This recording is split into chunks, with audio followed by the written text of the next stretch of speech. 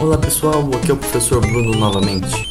E hoje a gente vai aprender como determinar as forças aplicadas a um corpo ou estrutura. Esse é o primeiro vídeo e a gente vai falar sobre estática. Nessa videoaula vamos entender a segunda lei de Newton e usar o diagrama de forças para determinar as forças em questão. Vamos nessa? Começaremos então pelos tipos de força. Vamos classificar as forças aqui entre forças de interação à distância e forças de contato. Essa classificação é questionável, ok? Mas para a finalidade desse vídeo, ela é suficiente, a gente pode concordar com ela. As forças de interação à distância são forças que a gente não consegue observar, enxergar o contato entre entidades físicas. Por exemplo, a força magnética, a força gravitacional e a força elétrica. Cada uma tem a sua maneira de se calcular a sua intensidade. Essas equações que vocês estão vendo é uma maneira de escrita já com utilização de notação de vetores, ok? Forças de contato são aquelas que a gente consegue perceber a interação, o contato entre dois ou mais objetos. Uma grandeza vetorial é representada geometricamente utilizando-se uma seta. Esse tipo de grandeza, para ser totalmente descrita, é necessário que seja informado o seu módulo, que tem a ver com o comprimento da seta, que é o valor absoluto mesmo da grandeza. É necessário informar a sua direção. Nesse exemplo, a direção é dada por essa linha amarela que possui um certo ângulo quando comparado com a horizontal. E também é necessário ser informado o seu sentido, que tem a ver com a seta, a ponta dessa setinha. São exemplos de grandeza vetorial a velocidade, a aceleração e o deslocamento.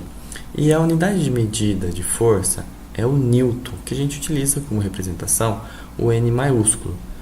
Em um plano inclinado, por exemplo, que tenha um ângulo F, alfa de inclinação, nós podemos identificar as forças. Força-peso. A força-peso é a força gravitacional. Ela é o que puxa as coisas para baixo. Pode ser considerado uma força de ação à distância. Como o plano inclinado está em contato com a caixa, esse plano deve empurrar a caixa com uma força que forma 90 graus com a sua própria superfície. Essa força é chamada de força normal. Se a caixa não está descendo, significa que existe uma força equilibrando ela para que ela não desça devido à força-peso. Então, essa força é a força de atrito. Então, já identificamos todas as forças presentes na caixa. O diagrama de força é você desenhar sobre o corpo um eixo Y e um eixo X e deslocar as forças para o centro desse eixo de coordenada. Isso é um diagrama de forças. A representação, através de um plano cartesiano, de todas as forças aplicadas ao corpo.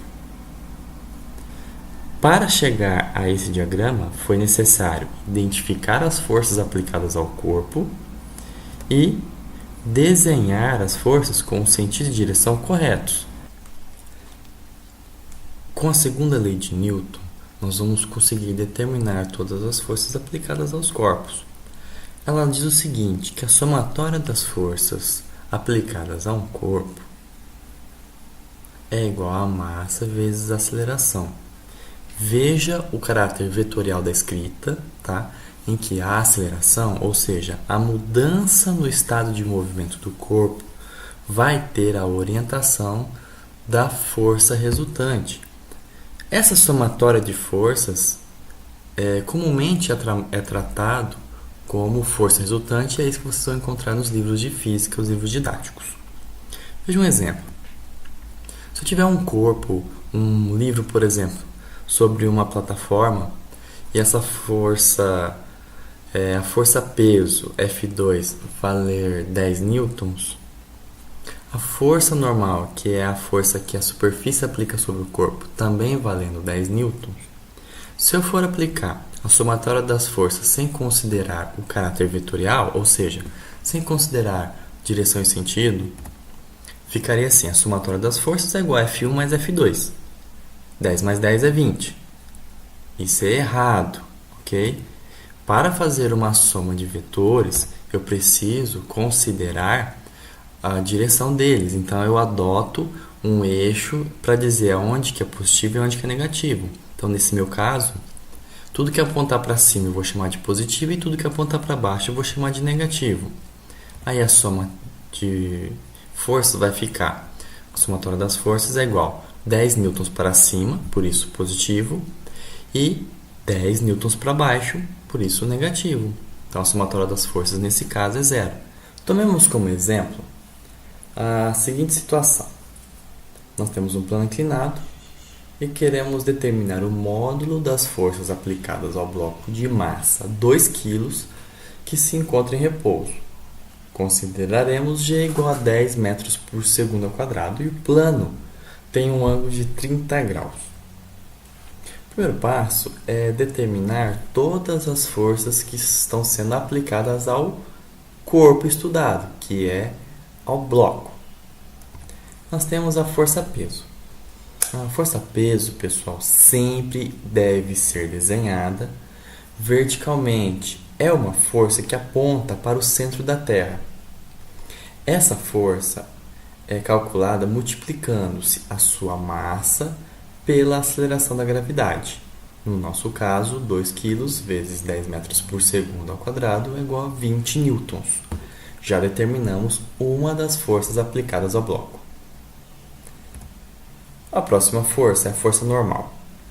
A força normal é a força que toda superfície de contato aplica sobre os corpos encostados a ela. A característica dessa força é que ela sempre forma 90 graus com a superfície. Então ela tem que ser desenhada formando esse 90 graus com a superfície do plano. Não existe uma fórmula para calcular.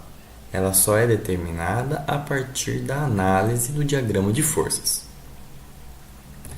A outra força que existe nessa situação, para que o bloco fique em repouso, é a força de atrito estático.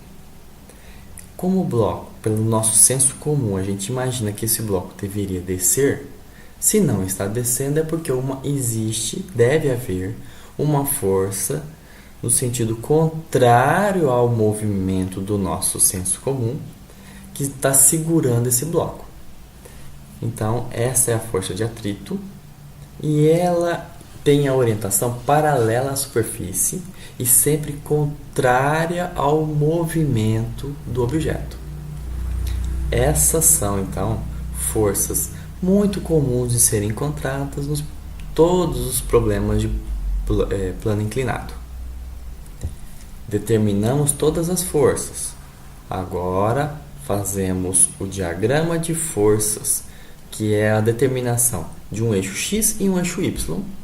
A seta desses eixos já indica o que a gente está considerando como positivo e como negativo.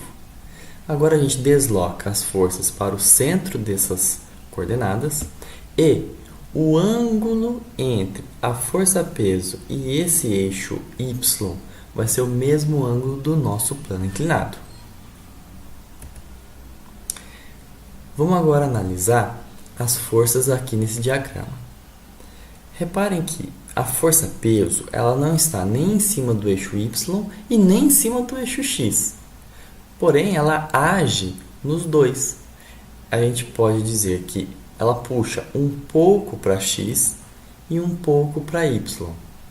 Se nós juntarmos esses três vetores rosinhas e dar uma ampliação, reparem que eu tenho que a força peso é a hipotenusa de um triângulo formado pelo que eu chamei de componente peso em Y e componente peso em X.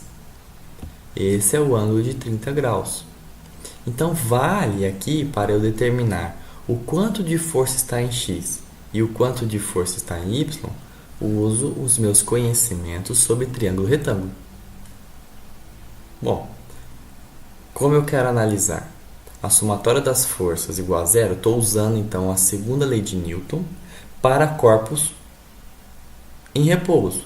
Então a somatória das forças tem que dar zero. Analiso somente as forças em x. Em x eu tenho a componente da força peso em x apontando para o lado positivo que eu adotei. Por isso, Px está positivo.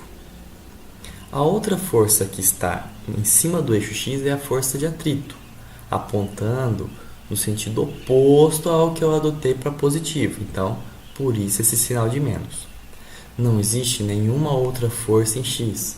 Então, a somatória das forças em x é Px menos força de atrito. E isso tem que ser igual a zero. No triângulo retângulo, Px é o cateto oposto ao ângulo de 30 graus.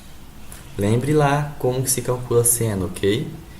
Px é P seno de 30 graus menos Φ continua da mesma maneira. Substituindo agora os valores de peso e de seno de 30 graus, nós temos então que a força de atrito é igual a 10 newtons. Pronto, determinamos mais uma das forças aplicadas ao bloco. Agora eu vou fazer uma análise só no eixo Y. Sobre o eixo Y, eu tenho a força peso que está em Y, Py. Como ela está apontando para baixo, contrário à seta do meu eixo de orientação, vou usar o sinal negativo. A outra força que está em cima do eixo Y é a força normal. Como ela está apontando para cima, eu vou usar o sinal de positivo. São as únicas forças sobre Y. Fazendo o mesmo procedimento, Py é o cateto adjacente ao ângulo de 30 graus. Estou usando então o cosseno do ângulo. Substituindo os valores, eu tenho que a normal é 10 raiz de 3 newtons. Como a raiz de 3 é aproximadamente 1,7, podemos adotar, então, 1,7 vezes 10, 17 newtons. E é assim que a gente determina, então, as forças aplicadas a um bloco em planos inclinados. Então é isso, pessoal. Para o vídeo não ficar muito grande, eu vou lançar o próximo exemplo em um vídeo separado. Por enquanto, muito obrigado e tchau, viu?